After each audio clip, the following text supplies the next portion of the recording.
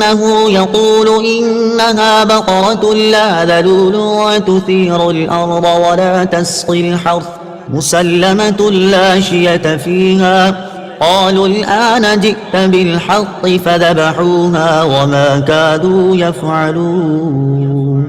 ترجمہ: موسیٰ نے فرمایا اللہ فرماتا ہے کہ وہ ایک ایسی گائے ہے جس سے یہ خدمت نہیں لی جاتی کہ وہ زمین میں ہل چلائے اور نہ وہ کھیتی کو پانی دیتی ہے، بالکل بے عیب ہے، اس میں کوئی داغ نہیں.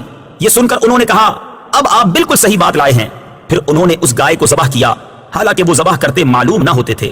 وما كادوا يفعلون، اور وہ ذبح کرتے معلوم نہ ہوتے تھے. تفسیر صراط الجنان میں ہے بنی اسرائیل کے مسلسل سوالات اور اپنی رسوائی کے اندیشہ اور گائے کی گرانی قیمت سے یہ ظاہر ہوتا تھا کہ وہ ذبح کرنے کا قصد نہیں رکھتے، مگر جب ان کے سوالات شافی جوابوں سے ختم کر دیے گئے تو انہیں ذبح کرنا ہی پڑا.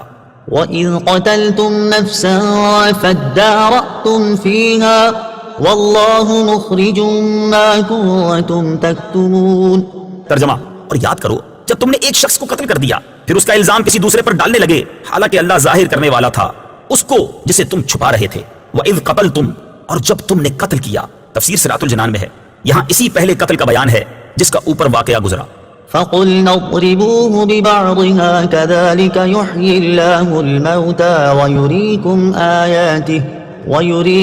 آيَاتِهِ لَعَلَّكُمْ تَعْقِلُونَ.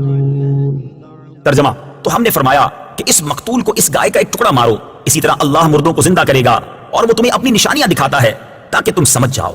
فَقُلْنَا، تو ہم نے فرمایا. تفسیر صراط الجنان میں ہے بنی اسرائیل نے گائے ذبح کر کے اس کے کسی عضو سے مردے کو مارا، وہ بحکم الہی زندہ ہو گیا، اس کے حلق سے خون کا فوارہ جاری تھا. اس نے اپنے چچا زاد بھائی کے بارے میں بتایا کہ اس نے مجھے قتل کیا، اب اس کو بھی اقرار کرنا پڑا. اور حضرت موسیٰ علیہ السلام نے اس پر قصاص کا حکم فرمایا.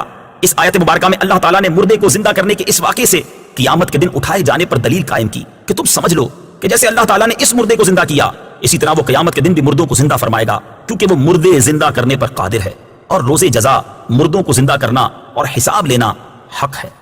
ثم قست قلوبكم من بعد ذلك فهي كالحجارة أو أشد قسوة وإن من الحجارة لما يتفجر منه الأنهار وإن منها لما يشقق فيخرج منه الماء وإن منها لما يهبط من خشية الله وما الله بغافل عما تعملون.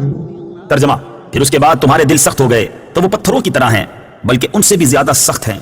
اور پتھروں میں تو کچھ وہ ہیں جن سے ندیاں بہ نکلتی ہیں اور کچھ وہ ہیں کہ جب پھٹ جاتے ہیں تو ان سے پانی نکلتا ہے اور کچھ وہ ہیں جو اللہ کے ڈر سے گر پڑتے ہیں اور اللہ تمہارے اعمال سے ہرگز بے خبر نہیں. ثم قست قلوبکم، پھر تمہارے دل سخت ہو گئے. تفسیر صراط الجنان میں ہے اس آیت کی تفسیر یہ ہے کہ حضور پر نور صلی اللہ تعالی علیہ وآلہ وسلم کے زمانے میں موجود یہودیوں کو مخاطب کر کے فرمایا گیا کہ اپنے آباء و اجداد کے عبرت انگیز واقعات سننے کے بعد تمہارے دل حق بات کو قبول کرنے کے معاملے میں سخت ہو گئے اور وہ شدت و سختی میں پتھروں کی طرح ہیں بلکہ ان سے بھی زیادہ سخت ہیں، کیونکہ پتھر بھی اثر قبول کرتے ہیں کہ کچھ پتھروں سے ندیاں بہ نکلتی ہیں اور کچھ ایسے ہیں کہ جب پھٹ جاتے ہیں تو ان سے پانی نکلتا ہے اور کچھ وہ ہیں جو اللہ تعالیٰ کے ڈر سے اوپر سے نیچے گر پڑتے ہیں، جبکہ تمہارے دل اطاعت کے لیے جھکتے ہیں، نہ نرم ہوتے ہیں، نہ اللہ تعالیٰ سے ڈرتے ہیں اور نہ ہی وہ کام کرتے ہیں جس کا انہیں حکم دیا جاتا ہے. اور یاد رکھو کہ اللہ تعالیٰ تمہارے اعمال سے ہرگز بے خبر نہیں بلکہ وہ تمہیں ایک خاص مدت تک کے لیے مہلت دے رہا ہے. دوسری تفسیر یہ ہے کہ اس آیت میں بنی اسرائیل کے وہ لوگ مراد ہیں جو حضرت موسیٰ علیہ السلام کے زمانے میں موجود تھے.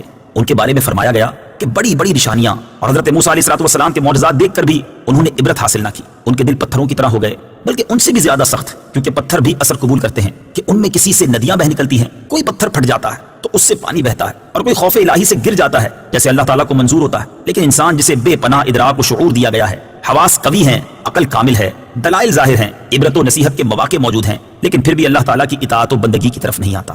دل کی سختی کا انجام اس سے معلوم ہوا کہ دل کی سختی بہت خطرناک ہے. اللہ تعالیٰ ارشاد فرماتا ہے أفمن شرح الله صدره للإسلام فهو على نور من ربه فويل للقاسية قلوبهم من ذكر الله أولئك في ضلال مبين. ترجمہ: تو کیا وہ جس کا سینہ اللہ نے اسلام کے لیے کھول دیا تو وہ اپنے رب کی طرف سے نور پر ہے اس جیسا ہو جائے گا جو سنگ دل ہے؟ تو خرابی ہے ان کے لیے جن کے دل اللہ کے ذکر کی طرف سے سخت ہو گئے ہیں، وہ کھلی گمراہی میں ہیں. حضرت عبداللہ بن عمر رضی اللہ تعالی عنہما سے روایت ہے حضور اقدس صلی اللہ تعالیٰ علیہ وسلم نے ارشاد فرمایا اللہ تعالیٰ کے ذکر کے علاوہ زیادہ کلام نہ کیا کرو، کیونکہ اللہ تعالیٰ کے ذکر کے علاوہ کلام کی کثرت دل کو سخت کر دیتی ہے، اور لوگوں میں اللہ تعالیٰ سے سب سے زیادہ دور وہ شخص ہوتا ہے جس کا دل سخت ہو۔ دل کی سختی سے متعلق مزید کلام سورہ حدید کی آیت نمبر 16-17 کے تحت ملاحظہ فرمائیں۔ أفتطمعون أن